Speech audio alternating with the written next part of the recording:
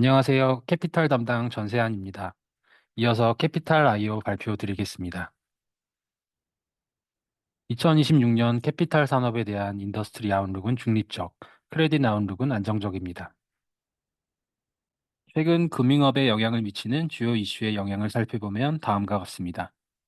먼저 금리 하방 경직의 경우 다소 부정적으로 판단하였는데, 이는 최근 시중금리 변동성 확대로 여전체 수요 감소와 발행금리 상승 가능성이 존재하기 때문입니다.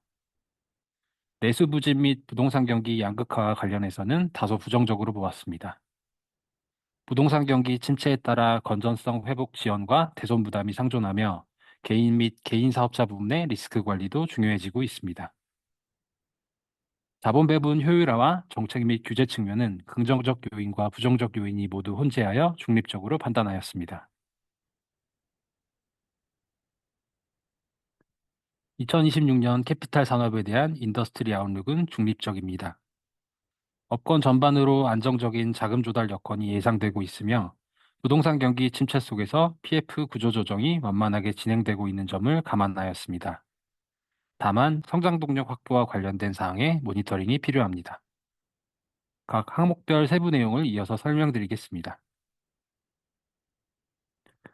먼저 조달 관련 사항입니다. 캐피탈사의 조달 환경은 전반적으로 안정적인 상황이 지속되고 있습니다. 왼쪽 하단의 그래프를 보시면 과거 대비 1년 내에 만기도의 자산부채 비율이 증가하고 단기 차입 비중이 감소하여 2022년 상반기 수준으로 회복된 점을 알 수 있습니다. 또한 신규 발행 채권의 발행금리 수준이 낮아 조달 비용 하향 안정화 효과가 지속될 것으로 전망됩니다. 하지만 최근 국고채 금리 급등, 여전체 스프레드 확대 등으로 조달 구조 및 유동성 지표의 변동 가능성이 커졌습니다. 추가적인 금리 상승이 지속될 경우 조달 비용 개선 효과가 제한적일 수 있습니다. 다음은 부동산 PF 관련 내용입니다. 부동산 PF의 양적 익스포저는 지속적으로 감소하는 추세입니다. 고정이하 익스포저도 추세적으로 줄어드는 모습이지만 고정이하로 전이가 지속되면서 감소폭이 둔화되고 있습니다. 하단 가운데 고정이하 PF 익스포저 추이를 보시면 분기별로 고정이하 PF가 크게 증가하기도 하는 등 부실 PF 정리에 다소 어려움이 있다는 점을 알 수 있습니다. 고정이하 PF의 신규 발생 추세와 더불어 잔존 부실 PF의 낮은 질적 구성을 감안할 때 2026년 캐피탈사의 PF 구조 조정은 완만한 속도로 이루어질 것으로 예상합니다. 캐피탈업권의 새로운 성장 동력 확보에는 여전히 불확실성이 존재합니다. 전통적인 할부리스 부분은 카드사, 인터넷은행 등의 참여로 높은 경쟁 강도가 이어지고 있으며 가계대출 규제 강화 및 부동산 시장 경기 저하 등으로 사업 기반이 약화되고 있습니다.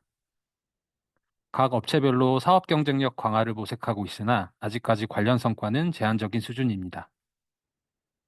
한편 금융당국이 통신 판매업 허용, 렌탈 자산 취급 한도 완화 등 캐피탈업권 규제 완화를 추진하고 있는 가운데 이러한 규제 개편이 긍정적인 방향으로 구체화된다면 사업 및 이익 기반 확대에 기여할 수 있을 것입니다. 2026년 캐피탈 산업에 대한 크레딧 아웃룩은 안정적입니다. 주요 사업 부문의 경쟁 심화 및 성장 동력 부재로 자산 성장세는 조절될 것입니다. 영업자산 취급금리 하락과 조달금리 하락 안정화 효과가 복합적으로 작용하면서 수익성은 전년 수준을 기록할 것으로 전망됩니다. 주요 대선 원인이었던 부동산 PF는 다수의 악성 사업장에 대한 정리 절차가 진행되어 대규모 대손 인식 가능성은 높지 않을 것으로 예상합니다. 하지만 잔존 부실 PF의 회수 정리가 쉽지 않아 건전성 지표 관리 부담은 상존합니다. 가계대출 비중이 높은 캐피탈사의 경우 내수 경기 침체 등의 영향으로 건전성이 저하되고 있어 해당 부분의 위험 통제 여부도 중요합니다. 자본 적정성 관리 부담은 높지 않습니다. 2025년 9월 말 기준 업권 평균 조정 레버리지 배수는 5.7배로 규제 수준인 8배를 크게 하회하고 있습니다. 다음은 주요 업체의 모니터링 요소입니다.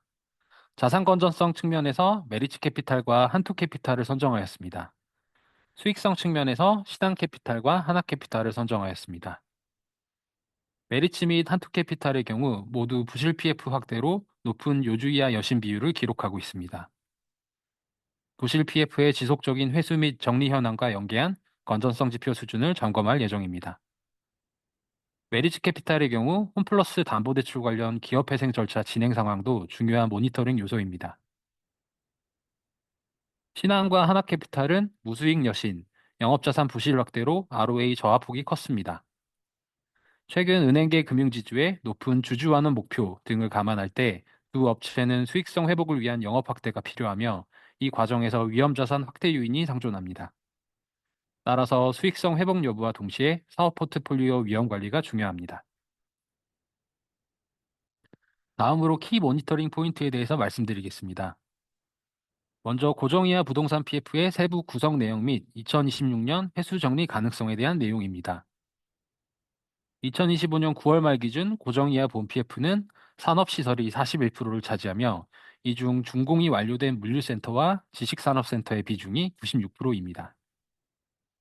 브릿지로는 주거시설의 비중이 51%이며 인허가 전이거나 인허가 이후 장기간 본 PF로 전환되지 못하고 있는 사업장이 상당 부분을 차지합니다. 이처럼 낮은 질적 구성을 감안할 때 비우호적인 부동산 업황 속에서 단기간 내 부실 PF의 회수 및 정리는 어려울 것으로 예상됩니다.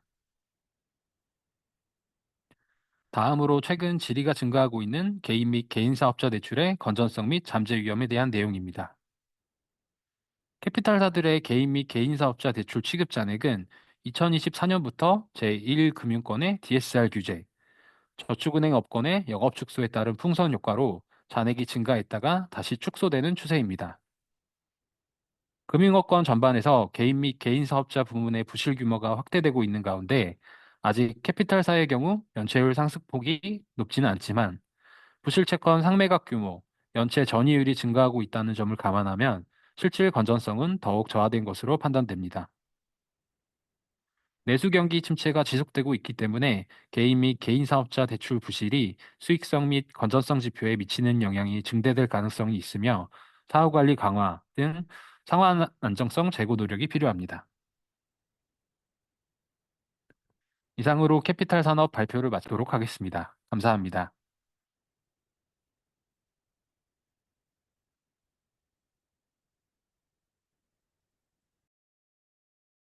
최근에 캐피탈사들을 보면은 생산적 금융으로의 역할이 좀 강조되고 있는 것 같은데요. 그러다 보니까 기업 금융이나 투자 금융 부문이 추가적으로 확대될 가능성도 그만큼 좀 높아진 걸로 보이는 상황입니다. 그렇다면은 이렇게 기업 금융이나 투자 금융이 증가하는 게 과연 캐피탈사 신용도에 어떤 식으로 영향을 미치는지에 대해서 질문 주셨는데요. 이 질문에 대해서는 전지훈 실장님 답변 부탁드리겠습니다. 네, 안녕하세요. 금융이실의 전지훈 실장입니다. 그럼 답변 드리도록 하겠습니다. 일단 캐피탈 업권은 그동안 기업이나 투자금융을 지속적으로 취급해 왔지만 전통적으로는 대기업, 우량 중견기업 대상의 담보부 거액 여신이나 대규모 인수금융 위주의 투자가 중심이었습니다. 반면 최근 정부의 정책 방향이나 시장 환경의 변화로 향후에는 벤처, 신기술 금융 위주의 신성장 산업 투자 등 기존과 성격이 다른 생산적 금융 영역에 대한 취급이 확대될 가능성이 커지고 있습니다. 신용도 관점에서는 이 변화가 기회와 리스크 요인을 동시에 내포한다고 보고 있습니다. 우선 긍정적인 측면에서 생산적 금융 영역은 전통적인 할부리스 부문이나 기존에 취급하고 있는 기업 및 투자금융 대비 상대적으로 높은 수익률을 기대할 수 있는 신규 수익원이 될 수 있습니다. 업권 전반의 성장세가 둔화되고 경쟁이 심화되는 영업 환경 하에서 정부의 정책적 지원이 집중되고 있는 생산적 금융 부문으로 사업 포트폴리오를 다변화하는 것은 중장기 성장 동력을 확보하는 선택지가 될 수 있다는 점에서 의미가 있겠습니다. 다만 이제 신규로 투자하는 분야가 기존에 취급하던 영역과 리스크 구조가 다르다는 점에서 면밀한 관리가 필요할 것으로 보고 있습니다. 벤처 신기술 금융은 차주의 신용도나 담보력 중심의 전통적인 심사보다는 사업성, 기술 경쟁력, 자본시장 업황과 같은 것에 좌우될 가능성이 크고 또 회수 성과와 시점에 대한 불확실성도 높기 때문에 캐피탈사의 실적 변동성을 보다 확대시키는 요인이 될 수 있습니다.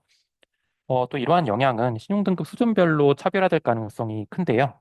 AA 급 캐피탈사는 대체로 분산된 자산 포트폴리오를 보유하고 있고 높은 자본력과 위험 관리 역량을 바탕으로 리스크 관리 체계가 구조화되어 있는 반면에 A급 이하 캐피탈사는 상대적으로 AA 급 대비 규모가 여리하고 자본 안촉력이 미흡해서 신규 취급 영역의 부실이 확대될 경우 수익성 하락, 건전성 및 손실 흡수 능력 저하의 영향이 더욱 클 것으로 보입니다.